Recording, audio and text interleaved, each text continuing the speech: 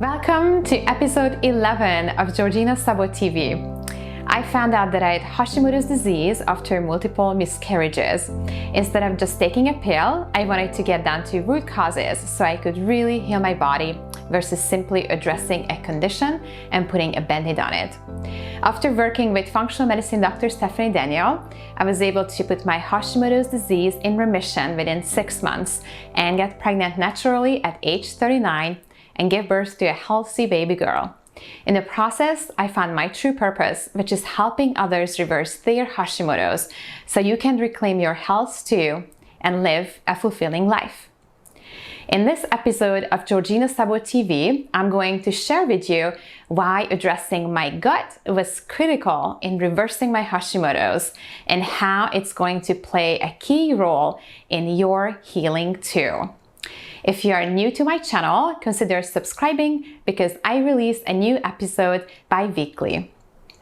Upon meeting my functional medicine Dr. Stephanie Daniel, I was told to follow an anti-inflammatory diet in order to avoid adding more fire to an already activated immune system. Next, we had to start doing the detective work to find out what was creating the fire to begin with. What was my immune system reacting to? In addition to ordering very thorough lab work, Dr. Daniel ordered a stool test as well in order to check and see what was going on with my gut. A stool test reveals good bacteria, bad bacteria ratio in our gut. A healthy, strong microbiome is essential to be as healthy as can be. Did you know there are 10 times more cells of bacteria in our bodies than human cells? These bacteria are responsible for everything from immune system to your mental health. In fact, 70 to 80% of our immune system is in our gut. Environmental toxins such as pesticides, herbicides from eating non-organic, as well as antibiotics not only poke holes in our gut, resulting toxins and bacteria leak into the bloodstream, but kill good bacteria, allowing bad bacteria overgrowth. That is recognized by the immune system as another offending invader, creating a new inflammatory response in the digestive tract, and the tissue damage causes more tears in the lining of the intestines, leading to more intestinal permeability, aka leaky gut, more immune response in the bloodstream, more inflammation throughout the body. As long as the leaky gut persists, you will experience inflammation and symptoms. My test results confirmed that I did have bad bacteria in my gut that needed to be eliminated. I followed Dr. Daniel's protocol and took some very specific herbs that were targeted to my needs and took them for about a month. At the same time, I was focusing on boosting good bacteria growth and building a healthier, more diverse microbiome by following these steps outlined by Dr. Tom O'Brien. First, I incorporated eating prebiotics on a daily basis. Prebiotics is the name of the category of foods that feed the good bacteria called probiotics in the gut. I started eating 1 root vegetable a day. It's important to alternate them. Different root vegetables feed different good bacteria families in your gut. I also had a list of prebiotic foods printed out that I put on my fridge. Every day I chose 2 from this list in addition to 1 root vegetable. Second, I started taking a prebiotic supplement for a couple of months, as well as probiotic supplements. With probiotics, the key is rotation too.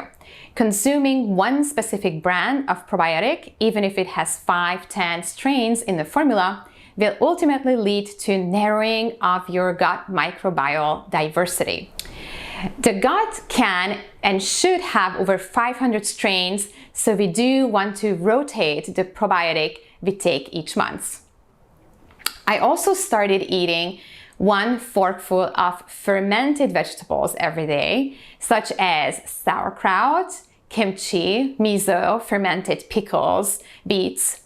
Recently, I discovered alcohol-free, sugar-free organic kombucha and added that in the rotation too. They all contain good bacteria and help build diversity in our microbiome. Lastly, I started making Dr. Tim O'Brien's famous applesauce that is prepared by getting organic apples. And very important to buy organic apples because apples have been on the Environmental Working Group's Dirty Dozen list for many years, meaning they're very high in insecticides and pesticides if they are inorganic. So wash the apples, but don't peel them. Dice them up, throw away the seeds, put them in a pot, add water to about 1/3 the height of the apples, sprinkle cinnamon in there, turn it on high, let it boil. And about 10-12 minutes later, look in the pot. When you see a shine on the apples, turn it off. It's done. The shine on the apples is the pectin in the apples that is released, and now it's easily accessible when you eat it to the bacteria in your gut. Pectin increases intestinal alkaline phosphatase, which helps good bacteria grab onto the walls of the inside of the intestine and colonize, and it turns genes on to fight bad bacteria in the gut. It also reduces endotoxins, which is the exhaust of bad bacteria, getting into our bloodstream by 73%. It's a powerful enzyme that helps protect us. Eat at least 1-2 tablespoons of this applesauce every day. It builds a stronger gut for you. If you have kids, you can make it together and enjoy it together as well.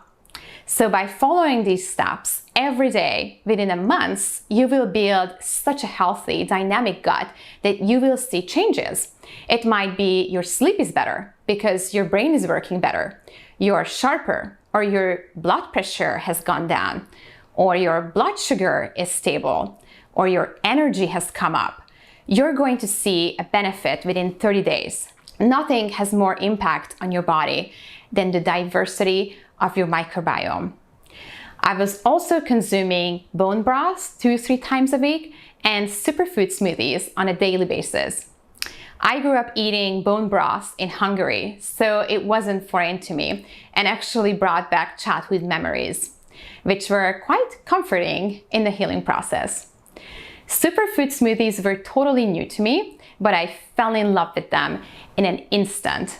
Such an easy and convenient way to sneak in even more gut healing, health promoting foods into your diet. If you haven't had a stool test, I highly recommend getting one. It's like opening up the hood of the car and running a diagnostic test. It will help you take all the guessing out of the picture.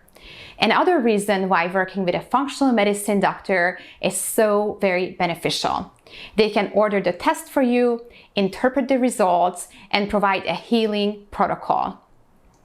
Also, be sure to check out the notes below the video where I link to resources mentioned in the episode that will help you build and maintain a healthy gut. If you're watching this on YouTube, you will find a link to it in the description box below. One of the highlights included, I will be co-hosting another smoothie reset with nutritionist educator, gourmet raw food chef Corinne Collins in just a few weeks, focusing on immune boosting by improving gut health and lowering inflammation. You can add yourself to the waitlist to stay in the loop, and we will notify you when the details are all firmed up. Look for the link to it in the notes section below the video. Furthermore, if you're interested in learning more about how functional medicine approaches Hashimoto's, I invite you to watch a free science-based video with my functional medicine doctor, Stephanie Daniel, by clicking on the green button below this video. If you're watching this on YouTube, look for the link in the description box below. If you like this video and it helped you, please do me a favor and drop a comment below and join the conversation and let me know if it did help you and what you loved most about it. Also, if you can think of anybody you know that can find value out of this episode, make sure to share this video with them and maybe have an accountability partner to work with building a strong gut together the next 30 days. I challenge you to do that. I appreciate you taking the time to tune in, and I will see you on the next episode of Georgina Sabo TV.